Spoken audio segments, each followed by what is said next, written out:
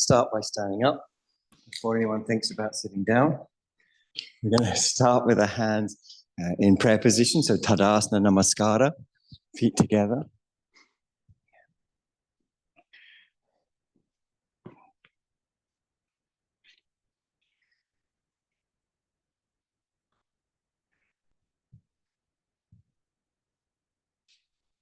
Obviously, I found the perfect combination this morning with these shorts and this cardigan.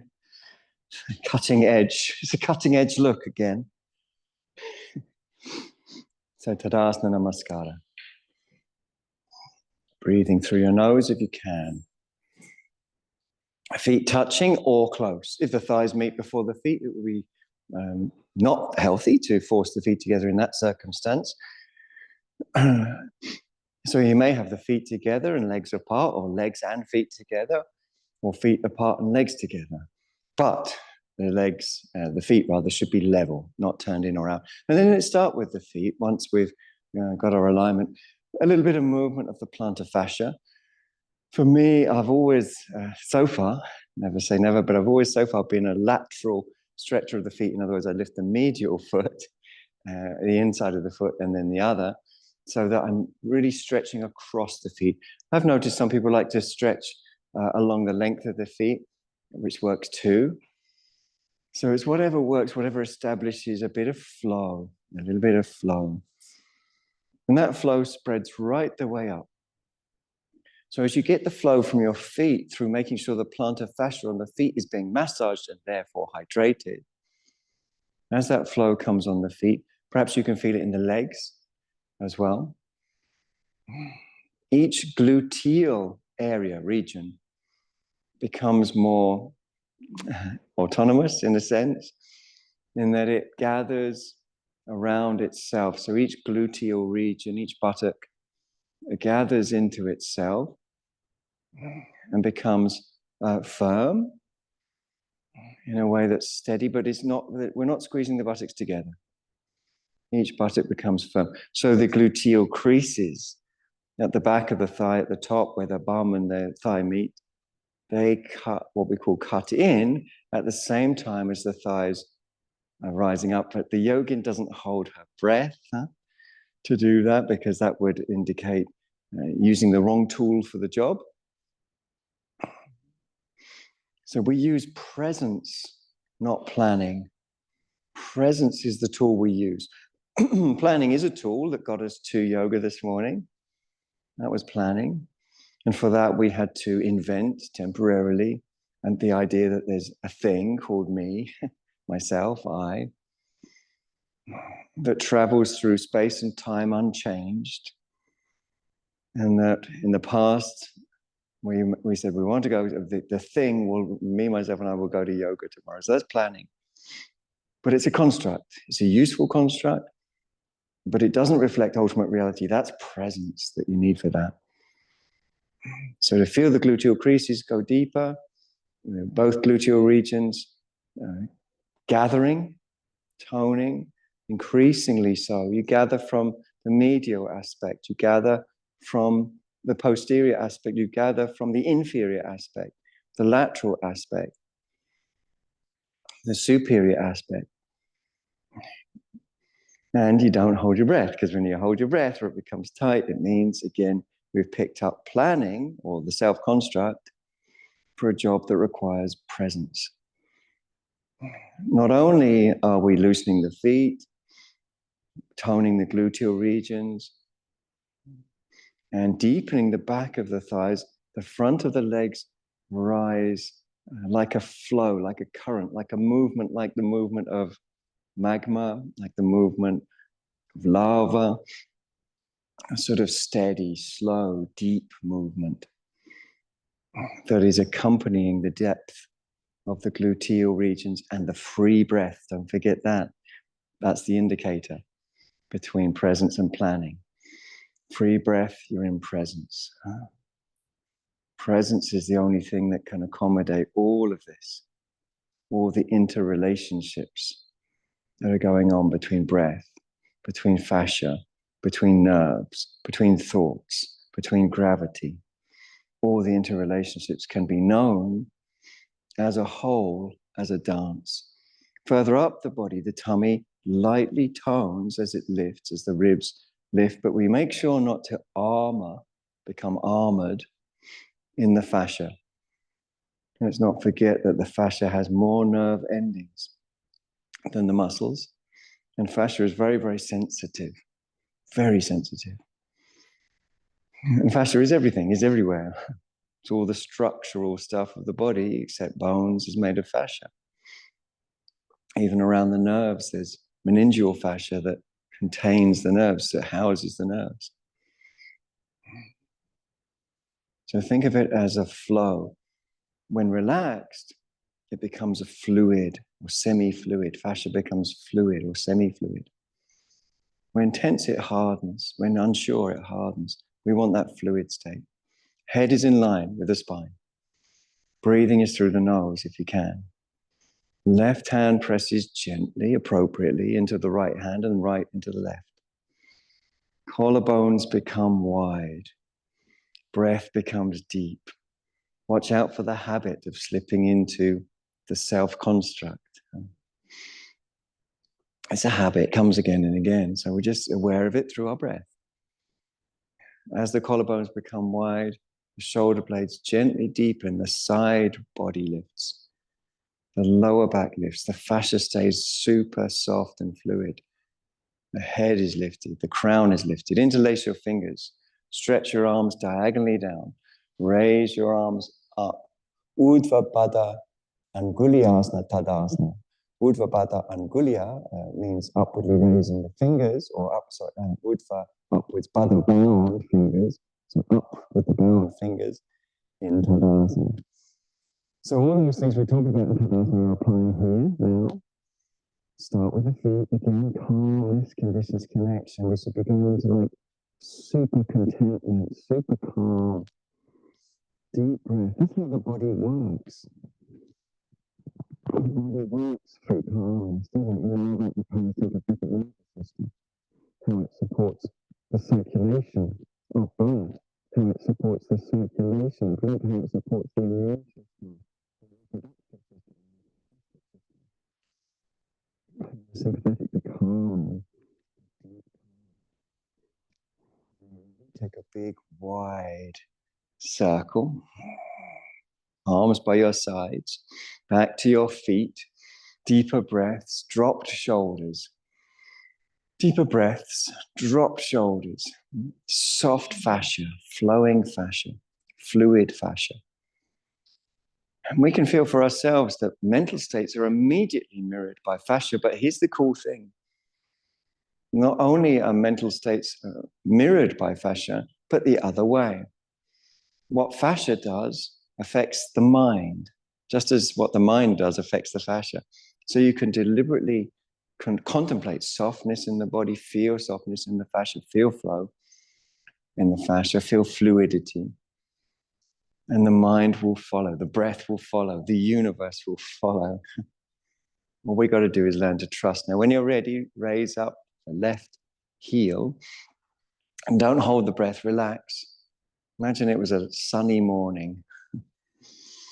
And as you feel into the foot arches of the standing leg, raise up the other leg, take hold, pull it up, pull it out, counterbalance if you wish. Breathe through your nose if you can. So this is a version of Uttita Hasta Padangusthasana. And breath is what's really at the epicenter of this. Spontaneous breath, spontaneous flow. Pull the leg up and return it to center calmly and down and breathe. And we can tell how effective it is because the cardigan is off. Good Lord. Whatever next. Breathing calmly, raise up your other heel. And again, feel into your standing leg foot arches, particularly the medial and lateral, but also the transverse. Medial meaning big toe side, lateral, little toe side, and transverse across the foot. So 3 arches per foot, 6 in total. And when ready, when you've really, ready means awakened, Then with those awakened foot arches, raise your leg, take hold, enjoy the challenge, pull the leg up and out and extend your other arm. Breathe through your nose if you can. Keep a good sense of humor around and fun. And then return to center and foot down. Notice if your toe, can you relax the toes? Let's relax the toes. Feel the fascia as flow everywhere. Fascia makes up everything. Myofascia is the fascia that houses the muscle cells in muscle strands. And then those muscle strands are gathered together by more fascia, making spindles. Those spindles are gathered together, making bundles. And those bundles are gathered together, all gathered together by fascia. So that's just muscles. The very structure goes right through the depth of the muscle. It's not like around a muscle. It is what holds the muscle right down to the cellular level. Now let's raise up the first leg when we're ready. Bring it up and calmly take hold. And if you can, you bring your foot as high as you can to the inner thigh, but it's fine to cup the knee. It's fine even for the foot to stay on the floor and the ankle to rest, the heel to rest on the ankle.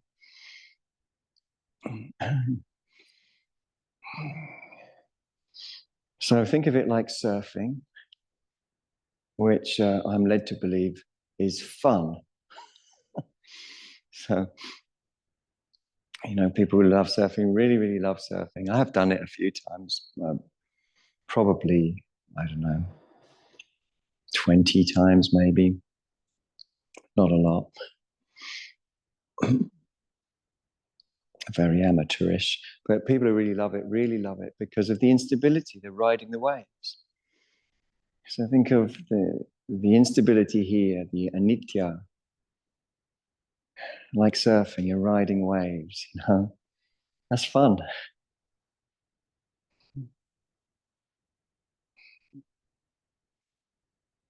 Okay, release your hands, place your foot. Take a deep breath or two. Of course, traditionally, standing on one leg in what we might call the yoga tradition or the South Asian soteriological tradition, standing on one leg was done for a long time, either all day long, or later practitioners took a vow to do it for up to 12 years, which is why you need a tree with a swing so you can hang. And presumably they had some sort of break to go to the loo. I don't know. I've not looked into that. When you're ready, bring your leg up. Not sure there's not many people very keen to do that research on how they go to the loo. And hands to prayer. So the reason this is called tree pose is because in an ancient but relative to more ancient traditions, this was done with a tree, as I mentioned, with a swing hung from a tree. And people still do it with swings, sometimes hung from trees or sometimes just in buildings now, hung from buildings.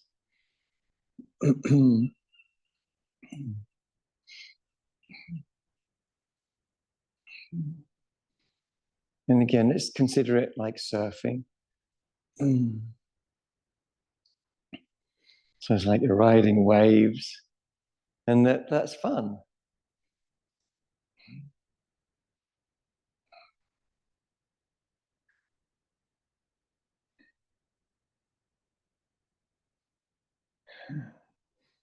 All the elements of Tadasana are here as well. For those that want to investigate that, I know that balance is taking probably, the lion's share of our attention, and that's fine, and as it should be. But you could, if you wanted, incorporate some of those other aspects: tone of the calf, lift of the shin, depth of the back thigh, lift of the front thigh, gathering of the gluteal area, lifting up of the groin, lifting up of the tummy, lifting up of the chest, softening and broadening of the chest and collarbones, release of the neck and head. Okay, well done. Down you come. Shake it off a little bit, shake it off. Breathe easy, breathe natural, breathe calm. But go back to your first leg again, and we're going to lift up, bring the leg up. Now you can either hold the leg, or if you think you might be able to reach down for the big toe, that would be a good thing to do if you can. And you hold the big toe with the index finger, middle finger, and thumb, hand on the hip, jaw soft, eye soft. The same instructions regarding Tadasana. That is, ride it like a wave. Tone from the back, lift from the front. Deepen from the outside, lift from the inside of the standing leg, I mean. If you want, you can extend the leg. That's optional.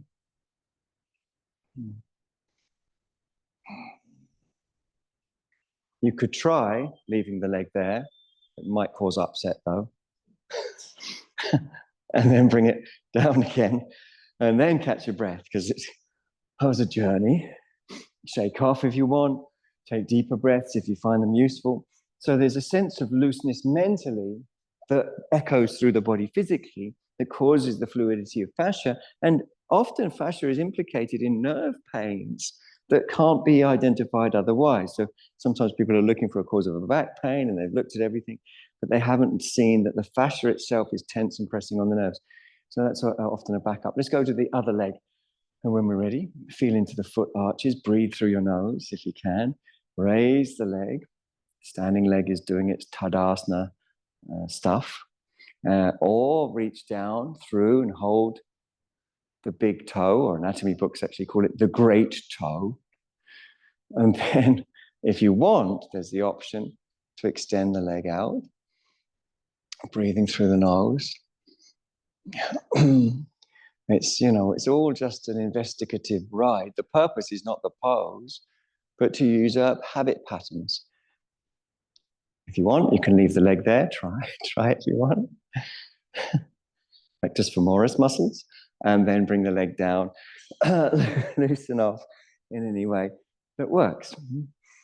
Now, when you're ready, stretch the arms out as if you were feeling inspired. Perhaps on the back page of a magazine, there's some person, perhaps they're in the mid-50s, mid-60s, and they're advertising the benefits of some wonderful vitamin compounds. And they've got their arm raised like that. Perhaps their grandchildren skipping around. They're feeling amazing, thanks to whatever vitamins are being sold. So we want to look inspired, like we're high on vitamins. When you're ready, right arm over the left, maybe 2 or 3 or 4 times. This is actually the very first time I've tried this since the moped accident, so I may or may not be able to do it. But wrapping around in your own time. Breathing through the nose. Use it as a meditation. Now, if you want, you can bend ankles, knees, and hips. Opposite leg comes on top to the opposite arm. So whichever arm is on top, you take the opposite leg to that, raise it. You can just raise the heel. That works very, very well. Or cross it over, or for some people with enough time, deliberation, the toes might wrap all the way around.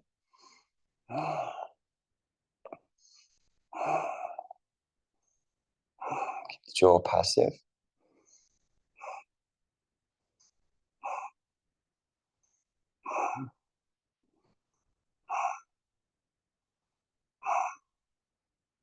Okay, calmly and perhaps slowly coming out. Taking deep breaths, shaking off if you find it useful. Those deep breaths are really useful, aren't they? And then stretch your arms out again. And this sort of inspired, perhaps it's not vitamins, perhaps it's religion, perhaps it's an advert for some new church or something, and you're inspired, like that kind of thing. The tummy is toned, which means that it's pulling the pubis and the pelvis up at the front, meaning it lengthens the back muscles at the back. Length isn't everything. We want length combined with release into that length. So we often talk about 2 stepping stones. One is a rich experience and the other is giving to that. When you're ready, cross one arm over the other. You might do this 2 or 3 or 4 times. holding the arm in situ if you want, and then wrapping round. Perhaps could be that the back of the hands meet. Breath easy, natural. This, of course, is Garudasana. Garuda is a mythical eagle deity. Bend ankles, knees, and hips. Opposite leg to the top arm becomes the top leg. If you're going to do that, you might just raise the heel of that opposite leg. You might, in time, work the toes around. It's not important to do that. It's just something you can do if it's possible. It doesn't matter one way or the other.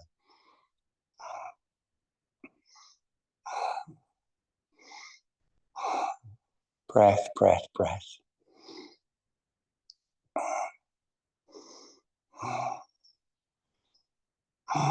Okay. Release calmly. Legs first, arms second.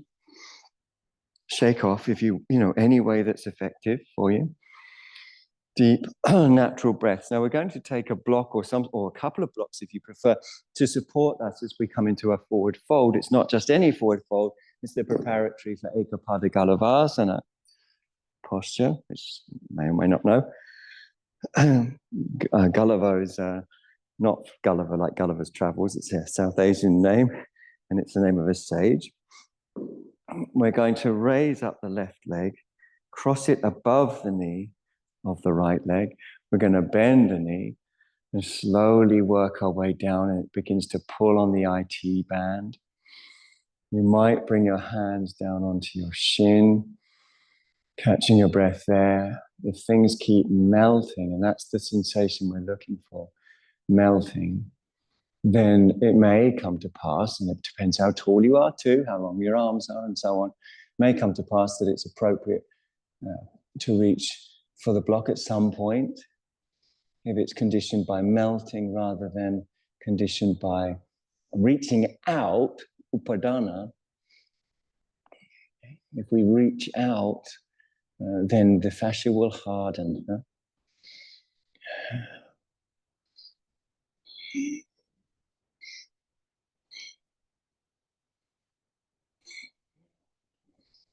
So keep deep, natural breaths.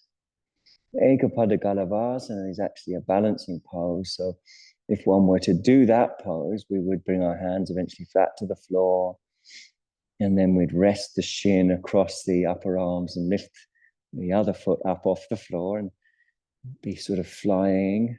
Look like we're flying, but perhaps that's for another day. What matters now is your breath. Take some deeper breaths.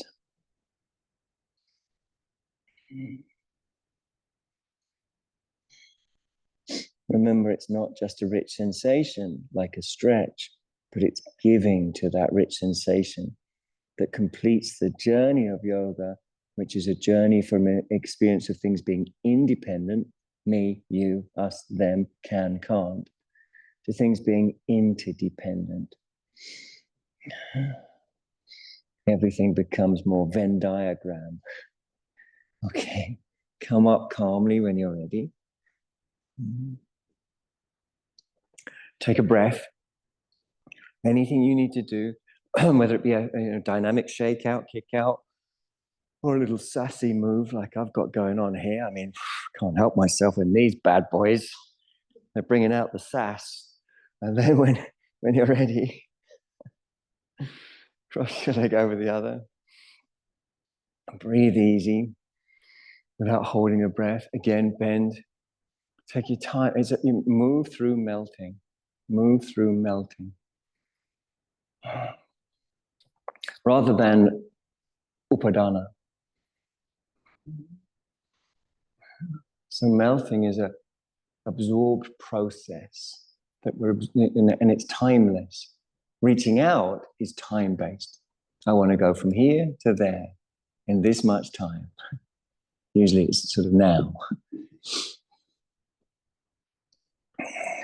But when there's no reaching out, then there's also no time.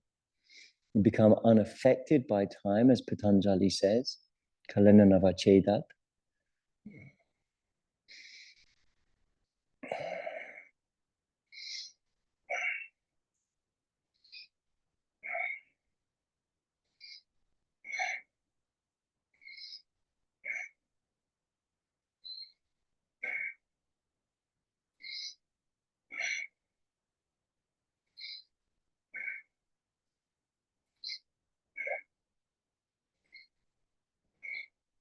Breath, breath, breath.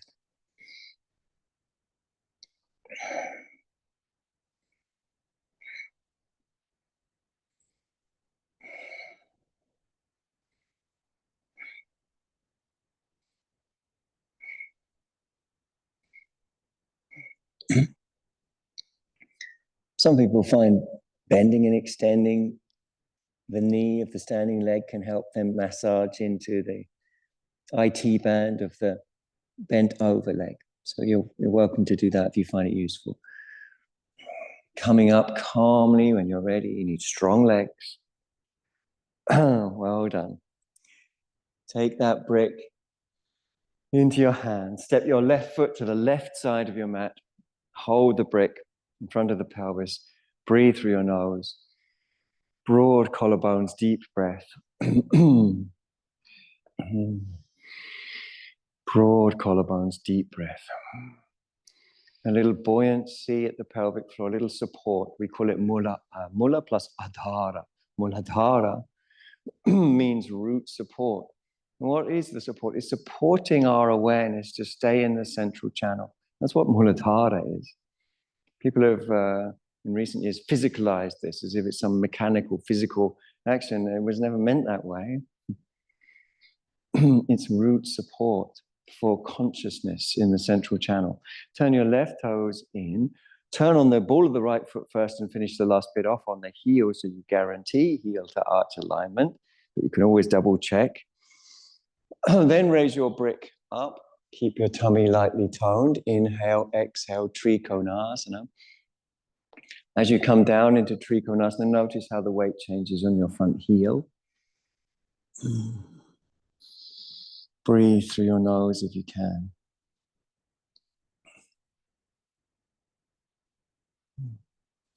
Bottom ribs forwards, deep natural breath. Investigate from a point of view of absorption, the balance of the feet. So a little play between big toe side and little toe side. Excuse me, on either or both. On either or both feet, balancing. And we're looking for a point where we can feel without any tension. So the breath is flowing. We want to feel where the heel bone comes down through in a central way between the fatty tissue. So it divides the fatty tissue across the heels more and more evenly between inside and outside. That, of course, is a project that takes us into endlessness, ananta.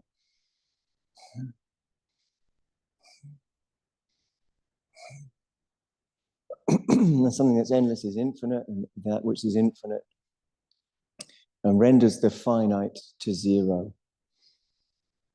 So in other words, we dissolve, we disappear like salt disappearing to the ocean, not destroyed, but rendered invisible by context. Arm down, bend your knee, walk your foot in, take your block over, line it up with the 4 outer toes. You've got 3 different height options plus a direction option. Choose which one you want and then come up to Ardha Chandra, half moon. We try not to turn the toes in of the standing leg. It might have happened already. Breathe calmly without holding the breath. We try to gradually prize our attention from staring down to looking forwards or even up for some. Bottom ribs forwards. Top foot happy, taking the air. Doesn't get much chance, does it? Mostly it's shoved into socks and under foot wells. So here, the foot is like, yay, my time. So let it spread out. And then bend your knee, come back through your trikonasana.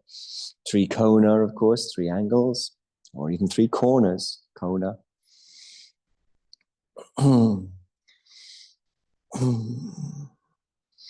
So many regional accents in the UK. It may be that somewhere in the UK, people actually call corners konas. I don't know. I've got to find out. Got to look into that.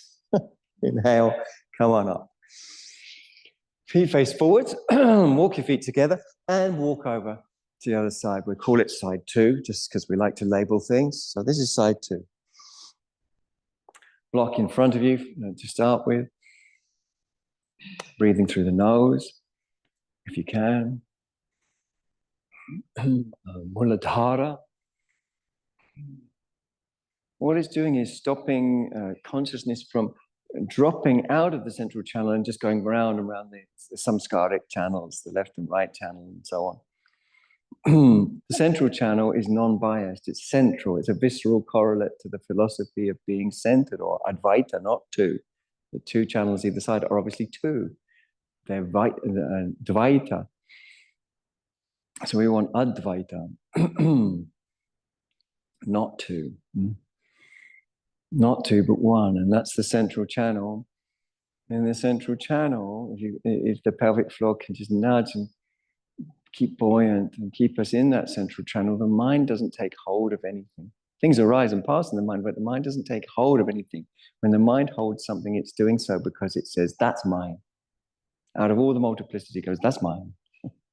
And then lets everything else go, which is entirely false because A, nothing can be separated from anything else. And nothing is really separable to be mine. Let's turn the back toes in, front foot and leg out, ball of the foot. Finish off the turn on the heel. Check for heel to arch. Avoid heel to heel. Raise your breath. Breathe through your nose. How's your neck? Is it soft? Soften the neck. Lightly tone the tummy. Feel the weight on the heels and enjoy. Patanjali says we should be happy, we should enjoy, we should be relaxed. If you can't take it from me, take it from him. Inhale, exhale. When you're practicing yoga, there's all these yoga teachers, aren't there, with various opinions. But who better, if you're confused by the multiplicity of opinions, forget all the current yoga teachers and their colorful shorts and silly jokes, go to Patanjali instead. Be happy, he says, when you practice asana. He says it clearly. You can't, it's irrefutable that he says that. And be relaxed, he says, and focus on the infinite. So to be relaxed, you've got to check in with the breath, right? To be focused on the infinite, just observe things like the balance of the weight on the heels. And celebrate the power of infinity. Arm down, bend your knee. Try not to turn the toes in this time. Walk in, block ahead. You choose the height, full height, half height, lowest height. You can choose the direction too if you want to change the direction of the block. And then raising up in your own time. Top arm along the body or raised up.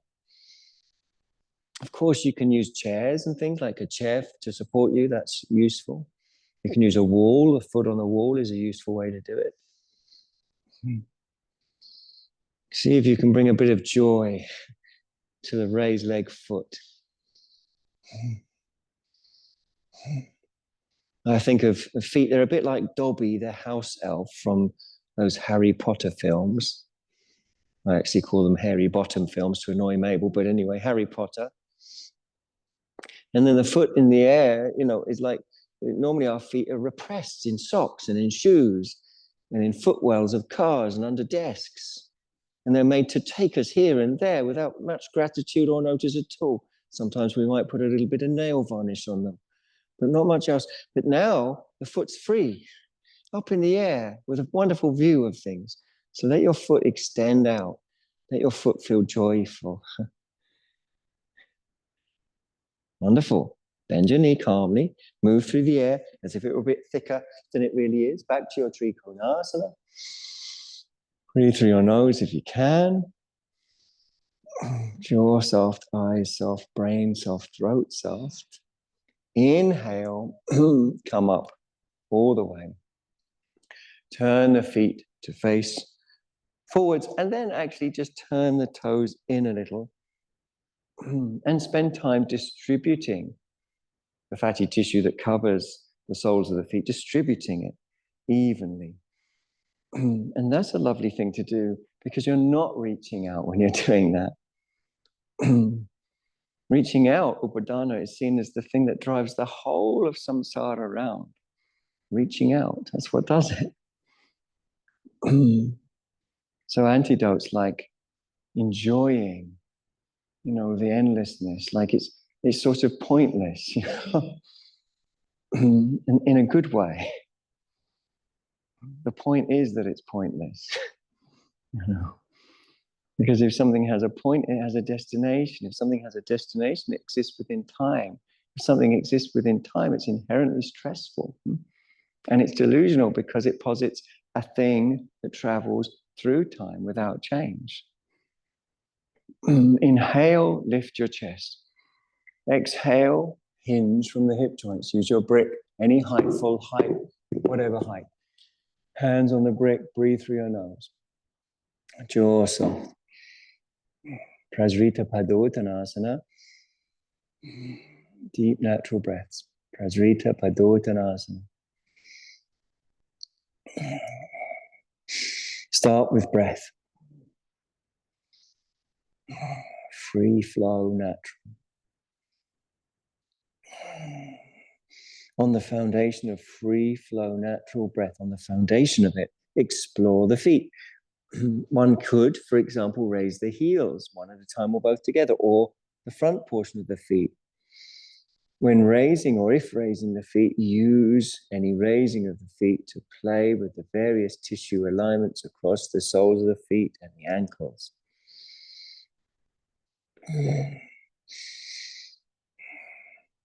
While you're paying attention to refining the alignment, you're not running habituated programs that are karmic. So keep paying attention to your feet and ankles and adjusting.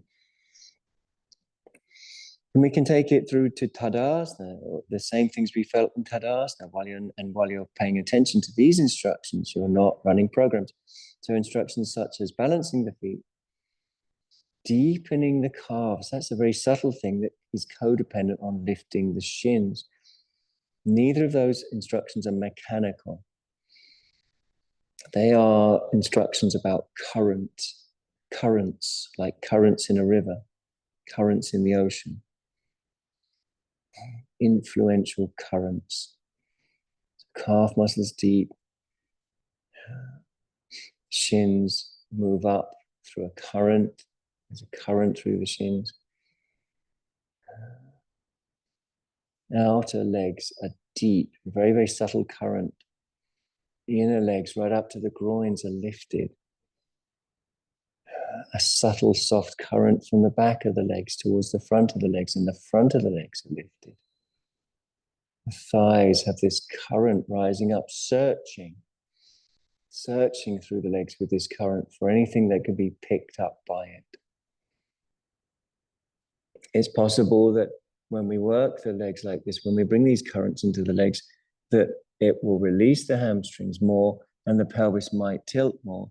And so you're welcome if it feels better to come lower, But I'm not encouraging you to come lower other than if it feels better. And better means better in terms of your breath flow. Better in terms of the breath flow.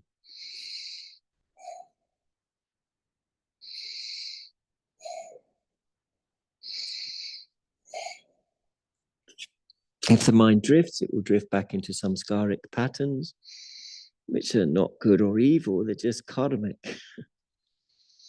And the problem with karma is it's compulsive. It's choiceless. It's colored by bias. And while the human race lives karmically, there will always be division. Because we'll be living from our biases. What's called in Sanskrit lesha, like colored tinted perceptions. Like everyone's wearing different colored sunglasses, and some people are arguing that the world is yellow, and other people are saying, you're crazy, it's clearly blue. or whatever colored sunglasses people have on. So if you step out of those daydreams and into these investigations, calf muscles, deep, breath, expressive.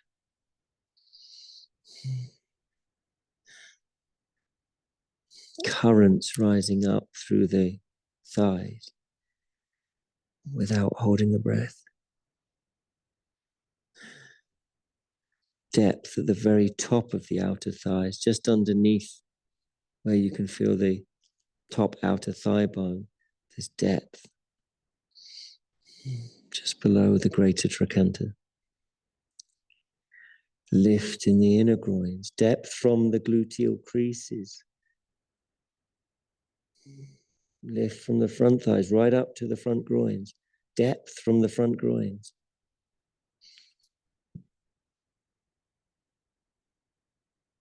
Good. Okay, work your way back to the highest point that you can get to on your block or blocks.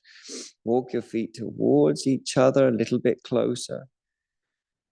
And when you feel ready, lead with the chest, press down through the heels, walk your feet towards each other, come to lay down on your back. Make sure you've got a belt nearby. And let's go for a little bit of extra luxury on this absolutely gorgeous morning with head support in the form of a blanket.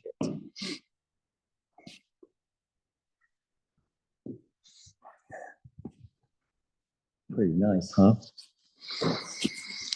I think it's going to be very, very natural to take deep, natural breaths.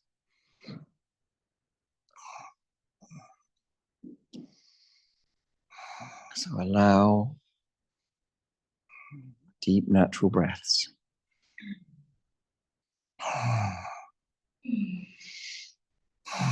So it's just like, yes, like the blue sky, like the sunshine, like the flowers, like the green nidrā on the shrine. It all says yes. The pose says yes. The only thing that might hold us back is the habituated belief that something is more valuable than nothing.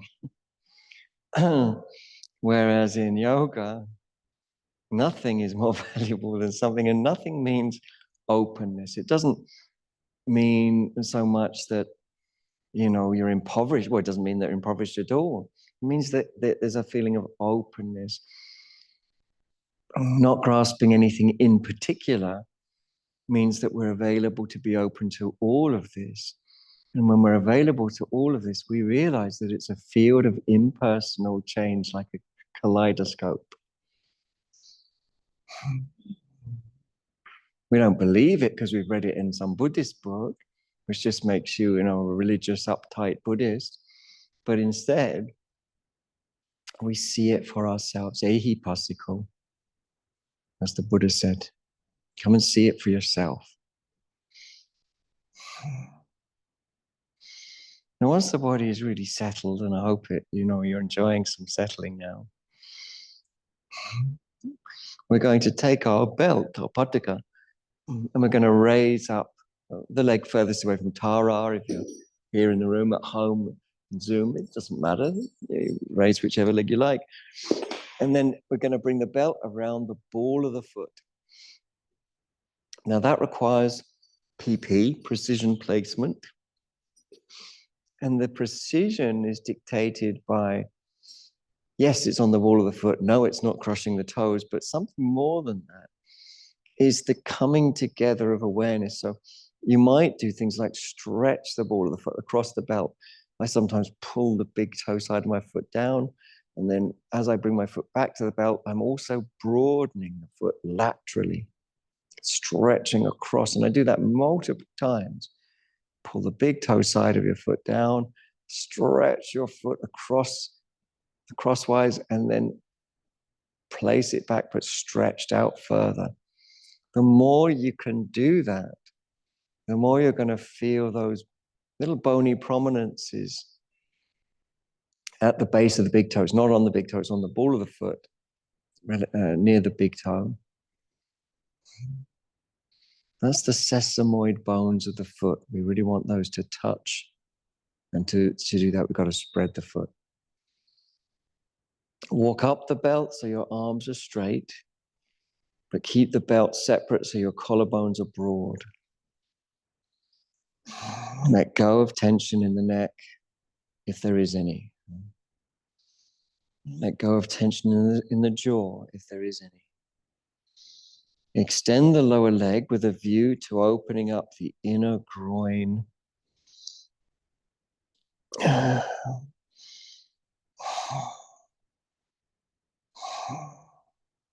So it's calmness and attention. Sometimes we tend to think of these things as mutually exclusive. Either I'm doing something or I'm doing nothing and I'm calm. But here it's calmness while fully attending. So we want to extend the inner groin of the lower leg, but it's a very deep, unpressured, timeless. It's the timelessness that really matters. Buddhists say the ultimate truth is defined by being akaliko dhamma, timeless truth.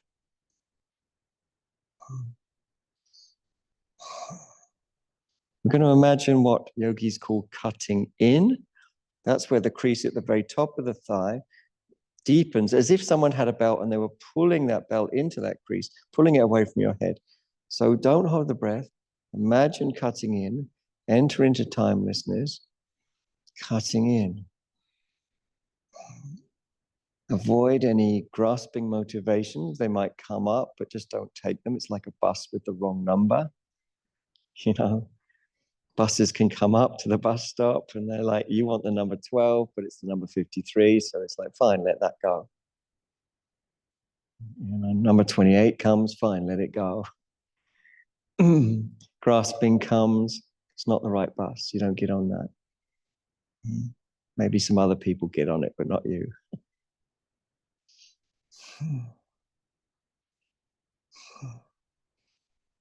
A grasping takes you into the heart of the matrix, metaphorically speaking. There is no Keanu Reeves, to meet, sadly. Seems like a nice guy. Okay, bend your lower leg, release your upper leg. Let's all take a deep breath. When you're ready, take a deep breath, please. Or 2, or 3, or 4. Relax those shoulders. Relax the pelvis. It's a heavy weight. Let it go. Raise up your other leg when you're ready. And again, the precision placement, the PP. That means, as I say, going across the ball of the foot, not crushing the toes, but further than that, it's a cellular adjustment or a molecular adjustment, you could say. That is, you might pull your foot, the big toe side, off the belt, while the little toe side stays on the belt, and then stretch the foot to replace it on the belt, really broaden it. I do it, I don't know how many times, dozens of micro adjustments repeated, one on top of the other. Even as I'm talking to you now, I've probably taken 15 micro adjustments, pulling the big toe off, bringing it back on, but each time broadening the molecules across the ball of the foot, across the ball of the foot, again and again.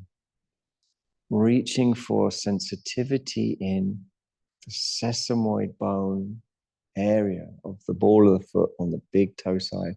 There's 2 bony prominences that you can really feel if you stretch the connective tissue enough times. Make sure you're walked up that belt as well. Keep adjusting as many times as you want. Make sure that neck's not tight. Tightening the neck is a clue that we accidentally picked up the wrong tool. Maybe we picked up planning, and we mean to pick up presence. Extend the lower leg with a view to stretch the inner groin. Again, don't pick up the wrong tool for the job. You know, imagine you got a nail to bang in the wall. You're not looking, you're reaching for the toolbox. You're in the kitchen though, and you accidentally pick up the sieve instead. Try banging the nail into the wall with a sieve. Useless. That's like picking up planning instead of presence. It's a good tool for the right job, good tool for getting you to yoga, getting you to work,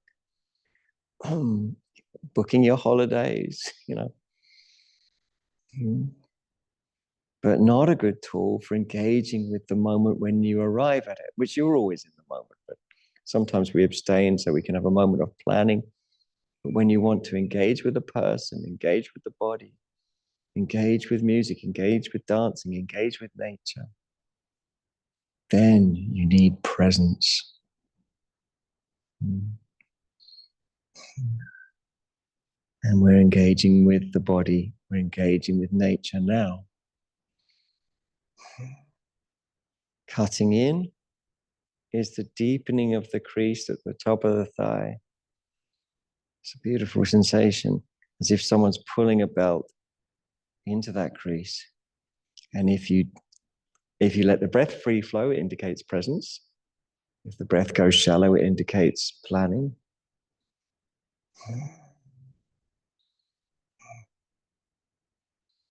And with the breath free flowing, when there's that deepening of the crease, the thigh will come magically closer to the head in a slow way, but we know who wins the race out of the tortoise and the hare, don't we?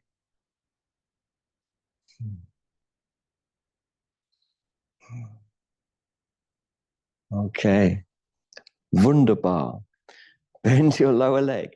Release your upper leg. Place the belt down. Hands on your ribs. Take deep breaths. 2, 3, 4 or more.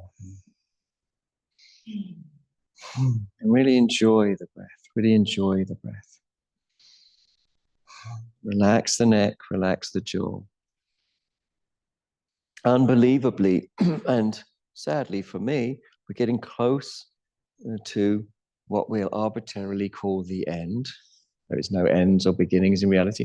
So we're going to do just one more thing, and that's we're going to bring the belt around our shins and place the feet back down if you lifted them to get the belt around the shins. Walk the arms down. Walk the arms down. Oh, sorry, I should say remove the head support. I got too comfy on that. Temporarily remove it. Walk your arms down to bring your shoulders down. Feels great. Feels really good for the descending fibers of the trapezius. Great for the scalenes. Great for the levator scapula. Really great. Then lightly tone the tummy. Lift your bum up. As you lift up, twist the belt so that it turns out. You turn your upper arms out. And feel free to experiment to loosen your back in whatever way works.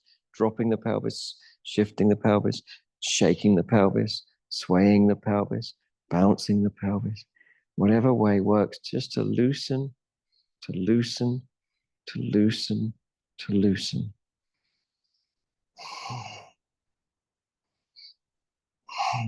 Setu Bandha. Bridge formation.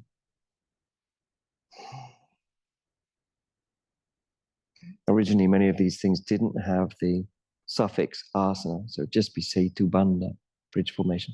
Come down slowly, internally rotate your arms as you come down, draw those shoulder blades out, take the pata to one side, bring your head support back into play. Bring your arms by the sides of the body, palms facing up, and get those shoulder blades scooted under so your chest is buoyant. Close your eyes still with bent legs. Wait for your lower back to settle with the breath. Feel free to lift and scoot if you want, the pelvis. When the lower back settles, the breath will also be settled. When that occurs, then you extend your legs out, not too wide. Relax the neck. Relax the jaw. Feel free to adjust your head support if it's not comfortable, of course. Let go of the ankles, both feet.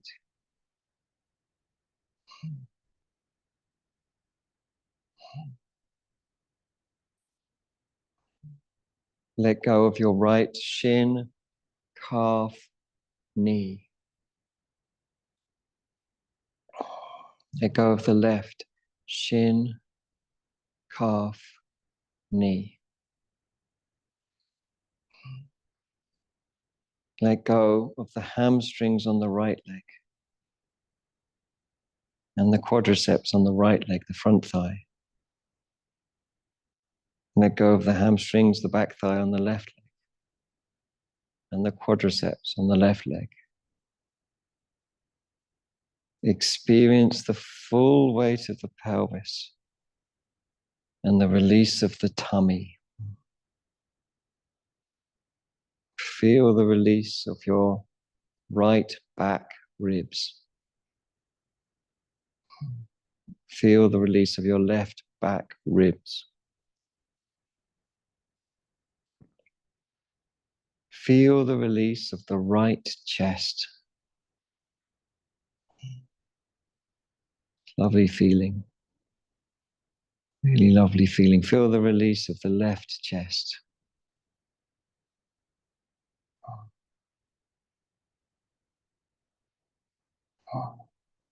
Tummy and chest releasing. Feel the release of the right arm, including the wrist, the hand bones, the fingers, and even the nails.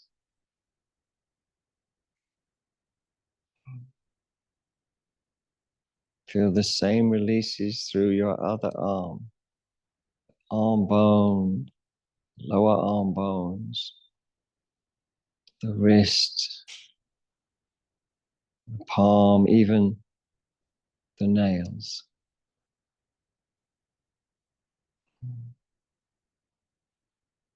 Feel a release of your throat. The temples release. The forehead.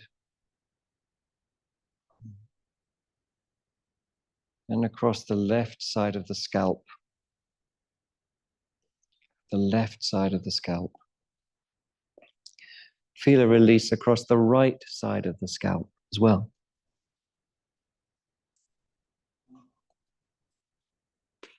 Feel the whole body release.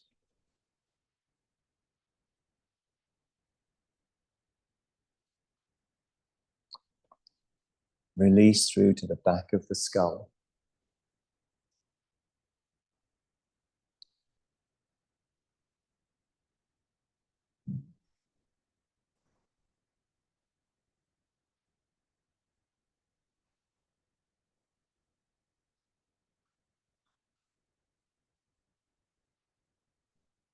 Feel into the body as if it was something new. So move your toes. And you'll feel as you move your toes, prana, energy, life force, afresh, comes in. Prana is a synonym for consciousness itself in early Upanishads. Feeling into the toes and the ankles, feeling into the fingers, feel the prana. Prana extending through fingers, wrists, and eventually stretches. It starts to animate, stretches throughout the whole body. And when the whole body starts to stretch, you might want to do things like bend the knees and place the feet on the floor, because it gives us an opportunity, a beautiful opportunity, to scoot the buttocks under and to release the lower back entirely into the breath.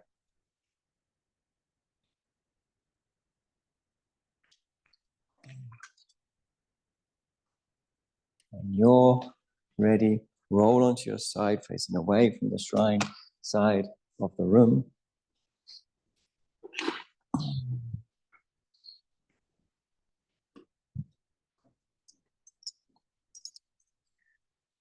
Then roll again, easy and calm, when you're ready to face towards Beautiful green tara.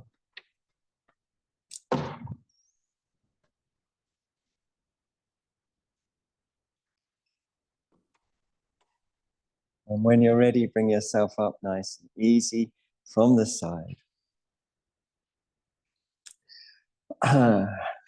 Transference of merits, very, very powerful thing to do, very wonderful, very joyful thing to do. So if you agree with these following words, you can say Om. May any benefit that we've gained interacting in this way go to the alleviation of the suffering of all beings. Om.